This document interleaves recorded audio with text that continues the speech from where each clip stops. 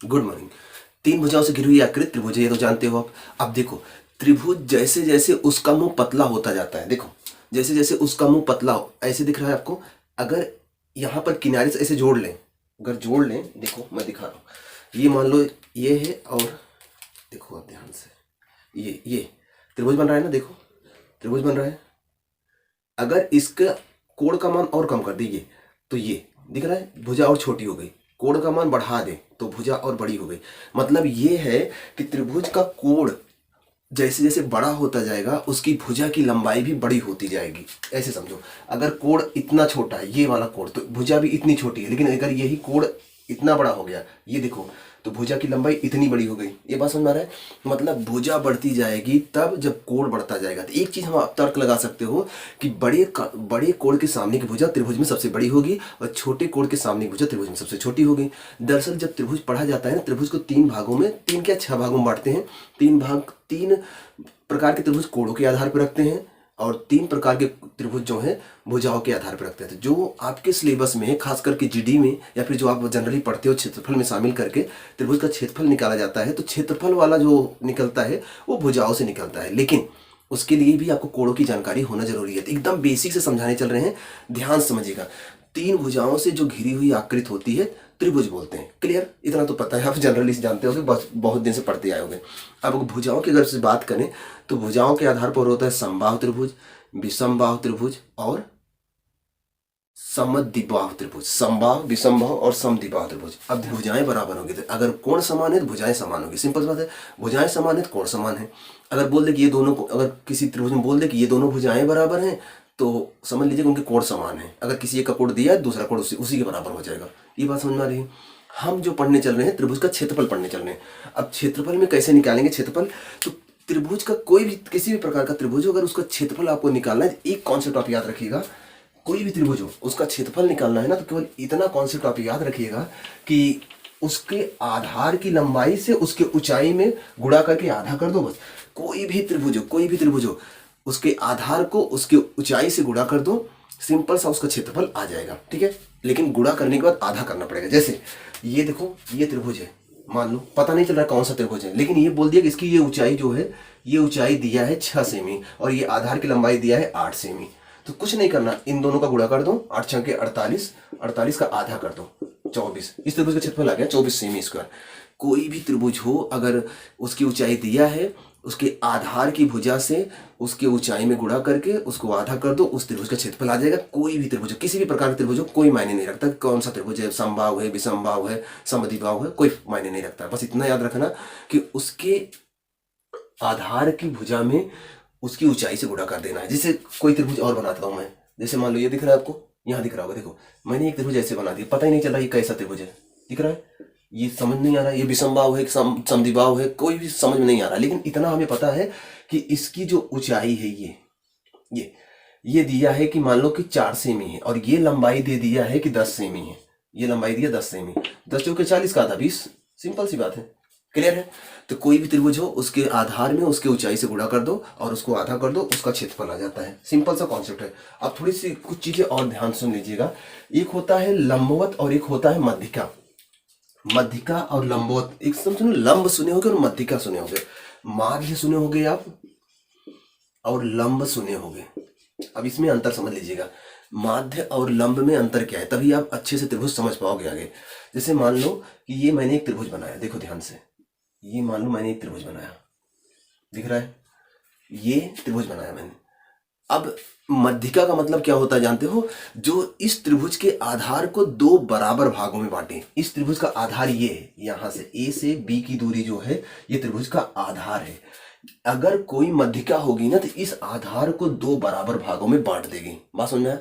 तो अगर A B को दो बराबर भागों में बांटेंगे तो यहां से टूटेगा, तभी दो बराबर भागों में बांटेगा। इसका मतलब इसकी मध्यिका ऐसे खींची जाएगी, भले वो तिरछी दिख रही है ऊपर से, लेकिन इसकी मध्यिका इसकी भुजाओं को दो बराबर भागों में बांट देगी। बात समझ में आ रहा है? लेकिन अगर इस पे लंब खींचा जाएगा ना, तो लंब हमेशा 90 अंश की डिग्री पे आएगा, 90 अंश का कोण बनाएगा और उस त्रिभुज की ऊंचाई बताएगा। मतलब अगर किसी त्रिभुज का लंब है तो वो उस लंब जो है उस त्रिभुज की ऊंचाई बताता है। अगर इसका लंब खींचेंगे तो ऊंचाई बताएगा, और ऊंचाई सीधा निकलता है ये ये यहाँ 90 अंश बनेगा, ठीक है। मध्यिका पे 90 अंश नहीं बनेगा, यहाँ तो ये 90 अंश ज्यादा बन रहा है, ठीक है, देखिए बड़ा दिख रहा है, अधिक कोण है। मतलब समझ में आया ना कि 90 अंश का कोण तभी बनेगा जब लंब खींचा जाएगा, और मध्यिका क्या करती है, भुजाओं को बराबर बराबर बांटती है। बात समझ में आया? जैसे समझो, अगर मान लो यहाँ पर किसी आदमी को बैठा दें, यहाँ पर किसी आदमी को बैठा दें, ठीक है, और उसके हाथ में एक रस्सी दे दें, रस्सी दे दें और रस्सी में पत्थर बांध दें, तो वो पत्थर जब लटकाएगा तो वो पत्थर एकदम सीधा लटकेगा, कि ऐसे तिरछा लटक जाएगा, ऐसे तिरछा जाएगा, ऐसे जाएगा नहीं, पत्थर सीधा जाएगा। आप देखते हो मिस्त्री लोग काम करते हैं तो साहुल लेकर आते हैं, वो एकदम से सीधा ऐसे जब दीवार जोड़ने लगते हैं तो साहुल लटकाते हैं और एकदम लंबवत जाता है वो दीवार की सीधा, मतलब दीवार सीधा जा रहा है नहीं, ये चेक करने के लिए करते हैं, ठीक है। तो वही चीज है, तो लंब जो है ऊंचाई बताता है, एकदम सीधी ऊंचाई जो होता है वो लंब होता है, और लंब ही ऊंचाई है, और ऊंचाई का गुणा अगर आधार की भुजा की लंबाई से कर दें और उसके बाद उसको आधा कर दें तो उस बड़े से त्रिभुज का क्षेत्रफल आ सकता है। बात समझ में आया? तो अतः कह सकते हो आप त्रिभुज का क्षेत्रफल बराबर 1/2 आधार गुणे ऊंचाई, बस आंसर आ जाएगा। त्रिभुज का क्षेत्रफल बराबर 1/2 आधार गुणे ऊंचाई। लंब और माध्यिका में अंतर क्लियर समझ में आ गया है ना? लंब वो होता है जो सीधा एकदम लंबवत पड़ता है, वो बराबर भागों में नीचे को बांटेगा कि नहीं बांटेगा वो मायने नहीं रखता है, लेकिन जो माध्यिका होती है वो बराबर बराबर भागों में बांटेगी, लेकिन वो सीधा होगी नहीं होगी ये मायने नहीं रखता है। बात क्लियर है? अगर कभी क्वेश्चन है तो आप इसको कर सकते हो ना कि माध्यिका और लंब में क्या डिफरेंस है।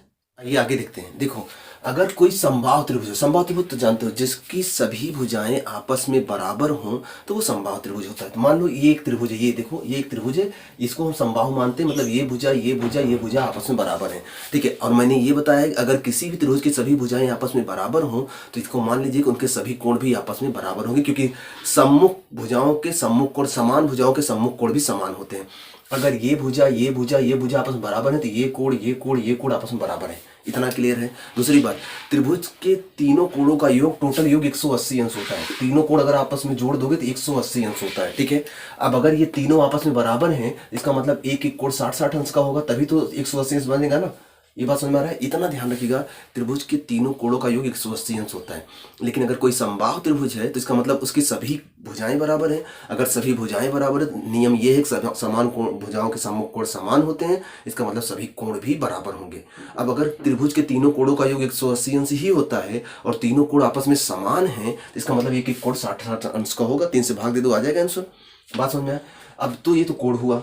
दूसरी बात, अगर समबाहु त्रिभुज का क्षेत्रफल निकालना हो तो उसका फार्मूला होता है कड़ी 3/4 गुणे भुजा स्क्वायर। सिंपल सा है कि कोई भी समबाहु त्रिभुज, मान लो ये एक समबाहु त्रिभुज है, दिख रहा है आपको, इसकी भुजा की लंबाई बोल दिया है कि 4 सेमी है और पूछ ले कि इसका क्षेत्रफल बताइए। तो इसका क्षेत्रफल का फार्मूला क्या है? कड़ी 3/4 गुणे भुजा स्क्वायर। तो कड़ी 3/4 गुणे भुजा स्क्वायर। भुजा कितना है? 4, तो 4 गुणे 4, तो 4 4 से काट दो, 4 4 से कट गया, 4 कड़ी 3। इसका क्षेत्रफल कितना आएगा? 4 कड़ी 3 सेमी स्क्वायर। बात समझा? तो ये इसका क्षेत्रफल हो जाएगा 4 कड़ी 3 सेमी स्क्वायर। ये इसी क्षेत्रफल से निकलेगा कड़ी 3/4 गुणे भुजा स्क्वायर। इस समबाहु त्रिभुज का क्षेत्रफल का फार्मूला है, याद होना चाहिए। दूसरी बात, ये तो मैंने जो आपको थोड़ी देर पहले बताया था एकदम सिंपल वाला है कि किसी भी त्रिभुज के आधार में उसकी ऊंचाई से गुणा करके आधा कर दो, क्षेत्रफल आ जाएगा। तो ये लगता है समकोण त्रिभुज पर। समकोण त्रिभुज में दरअसल समकोण त्रिभुज ऐसे बनता है, आपको याद होगा, सीधा एक लंब होता है और एक आधार होता है, ऐसे लाइन मिला देते हैं, हो जाता है। तो ये ऊंचाई है और ये आधार है, और आधार में अगर ऊंचाई से गुणा करके आधा कर देंगे तो इसका क्षेत्रफल आ ही जाएगा। तो वही 1/2 आधार गुणे ऊंचाई समकोण त्रिभुज का क्षेत्रफल, फार्मूले में रखो, आ जाएगा। दूसरी बात, समकोण त्रिभुज अगर आप देखना चाहो तो एक प्रकार से आयत बनता है। ये देखो आयत बनता है, आयत बन रहा है ना। और आयत का क्षेत्रफल आपको पता है लंबाई गुणे चौड़ाई। तो ये देखो आयत का क्षेत्रफल लंबाई गुणे चौड़ाई होता है। लंबाई, ये लंबाई है और ये चौड़ाई है, लंबाई गुणे चौड़ाई होता है। लेकिन ये दो समकोण मिलकर बना है आयत, एक समकोण ये, एक समकोण ये। अगर एक समकोण का क्षेत्रफल निकालना चाहोगे तो आधा कर दो उसको ना, क्योंकि दो समकोण मिलकर आयत, पूरा आयत बना रहे हैं और पूरे आयत का क्षेत्रफल होता है लंबाई गुणे चौड़ाई। लेकिन हमें एक समकोण का चाहिए तो आधा कर देते हैं, सिंपल सा है, तब भी आ जाएगा। तो वही है, आधार का क्षेत्रफल गुणे ऊंचाई, सॉरी आधार का लंबाई गुणे ऊंचाई बटे 2, आधा कर दो, समकोण त्रिभुज का क्षेत्रफल आ जाता है। कोई यहाँ पर रॉकेट साइंस नहीं है, आराम से समझ में आ जाएगा। कोई भी त्रिभुज का क्षेत्रफल निकालना चाहो आराम से आ जाएगा, कोई दिक्कत नहीं है। लेकिन समकोण त्रिभुज समझाने का तरीका यही है, पहले आप पहचान तो पाओ समकोण त्रिभुज है कि नहीं है। जिसका एक कोण 90 अंश का होगा वही समकोण त्रिभुज होगा। किसी भी त्रिभुज में पहली बात तो आप जानते हो कि त्रिभुज के तीनों कोणों का योग 180 अंश होता है, ये तो आपको क्लियर पता है। लेकिन अगर उसी त्रिभुज में जिसमें मतलब तीनों कोणों का योग 180 अंश जो है, अगर उसमें एक कोण 90 अंश का है, बाकी जो दो बच रहे हैं कोई 60-30 का हो, 45-45 का हो जाए, 70-20 का हो जाए, कोई मायने नहीं रखता, लेकिन एक कोण 90 अंश का होना चाहिए। अगर एक कोण 90 अंश का है ना तो उसे समकोण त्रिभुज बोलेंगे। क्लियर? तो ये समकोण त्रिभुज तब होगा जब इसका एक कोण 90 अंश का होगा। दूसरी बात, कभी कभी भुजा दिया रहता है और आप जान नहीं पाते हो कि समकोण है कि नहीं। जैसे कि अगर दिया है ऐसे, देखो ये ऐसे दिया है और बोल दिया कि ये 3 सेमी है, ये 4 सेमी है, 5 सेमी है। अब इसका क्षेत्रफल निकालने का तरीका ये है कि ये एक विषमबाहु का फार्मूला, इसे हीरो का सूत्र बोलते हैं। ये हर त्रिभुज पे लगता है, ठीक है, ये हर त्रिभुज पे लगता है, लेकिन ये थोड़ा लंबा पड़ जाता है। दिख रहा है ना आपको, ये थोड़ा लंबा पड़ जाता है, तो इसको लगाने से लोग बचते हैं। तो पहले आप पता कर लो, अगर समकोण का हो तो आराम, अगर ये समकोण त्रिभुज हो तो आराम से दोनों का गुणा करके आधा कर दो, आंसर मिल जाएगा। क्योंकि इतना बड़ा करने से कोई मतलब नहीं है, टाइम लग जाएगा ना। तो समकोण पता करने का एक सिंपल सा कॉन्सेप्ट ये है कि आप इसका वर्ग करो, दिख रहा है नहीं, और इसका वर्ग करो, जोड़ लो। अगर दोनों का जोड़ अगर इसके वर्ग के बराबर आ रहा है समझ लो समकोण है। इसका वर्ग करो 9, इसका वर्ग करो 16, 16 9 25, इसका वर्ग करो 25 आएगा, 25 आगे, 5 का वर्ग 25 आता है। इसका मतलब इनका वर्ग और इसका वर्ग, मतलब कि लंब का वर्ग और आधार का वर्ग, और इसके सामने अगर ये 90 अंश है तो 90 अंश के सामने वाली जो भुजा है उसके वर्ग के बराबर हो तो समझ लेना समकोण है। मतलब दो छोटी भुजाओं के वर्गों का योग अगर बड़ी भुजा के वर्ग के बराबर हो तो समझ लो समकोण त्रिभुज है। और अगर वो समकोण त्रिभुज निकला किसी वजह से तो आप डायरेक्ट यही फार्मूला लगा, दोनों को गुणा करो, आधा कर दो, मतलब आधार और ऊंचाई को गुणा करके आधा कर दो, समकोण त्रिभुज क्षेत्रफल आ जाएगा। बात समझ में आ रहा है? और ये समबाहु त्रिभुज, अगर तीनों भुजाएं समान है कड़ी 3/4 गुणे भुजा स्क्वायर कर दो, आराम से आ जाएगा, कोई दिक्कत नहीं है, ठीक है। लेकिन कभी कभी क्या होता है, ना तो वो समकोण होता है और ना ही वो समबाहु होता है, वो निकल जाता है विषमबाहु त्रिभुज। तो विषमबाहु त्रिभुज को कैसे सॉल्व करेंगे उसको भी और देख लेते हैं। चलिए, समबाहु त्रिभुज तो उसे कहते हैं जिसकी तीनों भुजाएं आपस में बराबर हो। अगर तीनों भुजाएं आपस में बराबर है, तीनों कोण भी आपस में बराबर है, सिंपल सा समझ में आ रहा है। समकोण त्रिभुज उसे कहते हैं जिसका एक कोण 90 अंश का हो और एक भुजा लंबवत पड़ी रहती है। 90 अंश तभी होगा जब भुजा लंबवत होगी, और दोनों का तरीका आपको पता हो कि कैसे क्षेत्रफल निकालते हैं। लेकिन एक सूत्र ऐसा है जो विषमबाहु त्रिभुज पे तो लगता ही लगता है, आप समकोण पे भी लगा सकते हो, समबाहु पे लगा सकते हो, उसे बोलते हैं हीरो का सूत्र। कोई सूत्र याद आए ना याद आए कोई फर्क नहीं पड़ता, हीरो का सूत्र आप याद रखिएगा, कोई भी त्रिभुज हो क्षेत्रफल आराम से निकाल सकते हो। देखो, हीरो का जो फार्मूला होता है वो लगता है विषमबाहु त्रिभुज पे मुख्यतः। विषमबाहु त्रिभुज उसे कहते हैं जिसकी कोई भुजा आपस में बराबर ना हो। जैसे कि ये 10 सेमी है, 8 सेमी है, 6 सेमी है, अलग अलग सेमी की भुजाएं है ना, तो ये विषम है। विषम मतलब कोई भुजा आपस में बराबर नहीं। अगर कोई भुजा आपस में बराबर नहीं, कोई कोण भी आपस में बराबर नहीं, इतना तो जान गए आप। मतलब भुजाएं बराबर होगी तभी कोण बराबर होंगे, या फिर कोण बराबर है तो भुजाएं बराबर होंगी। अभी पीछे यही समझे थे आप। इसका मतलब क्या, विषमबाहु त्रिभुज में कोई भुजा नहीं बराबर है, कोई कोण भी बराबर नहीं। लेकिन क्षेत्रफल का फार्मूला निकालने का फार्मूला ये है, अभी बताया थोड़ी देर पहले, यस बराबर a + b + c/2। ये a है, ये b है, ये c है, आप इनको ABC मान लो और यस आ जाएगा। फिर कर्ली में फार्मूला होता है क्षेत्रफल का, क्षेत्रफल बराबर आप लिख सकते हो yes into yes minus a, yes minus b और यस माइनस c, यही रख दो, आंसर मिल जाएगा। तो रखते हैं, देखो इधर कैसे निकालेंगे इसको। तो यस निकालना होगा आप, तो इनको जोड़ोगे 10 + 6 + 8, 10 8 18 6 24, 24/2 है तो 2 कर दो, आधा, 12 हो गया। दिख रहा है? अब 12 का यहाँ रख दो आप कड़ी में, तो कड़ी में यस का मान आया 12, 12 और 12 माइनस ए का मान, इसको माने 10, 10, दूसरी कड़ी में 12 माइनस बी 6, तीसरी कड़ी में 12 माइनस सी 8। ठीक है, अगर हल करोगे तो 12 गुणे, कड़ी में लिखना सबको, 12 गुणे घटाओ 2 आएगा, घटाओ 6 आएगा, घटाओ 4 आएगा। दिख रहा है कि नहीं? नहीं दिख रहा होगा। इधर देखो, फिर इसको यहाँ सॉल्व कर रहे हैं, देखो इधर, तो कड़ी में आया, दिख रहा है ना, 12 गुणे 2 गुणे 6 गुणे 4। अब आप अगर वर्गमूल बना के बाहर निकाल लो।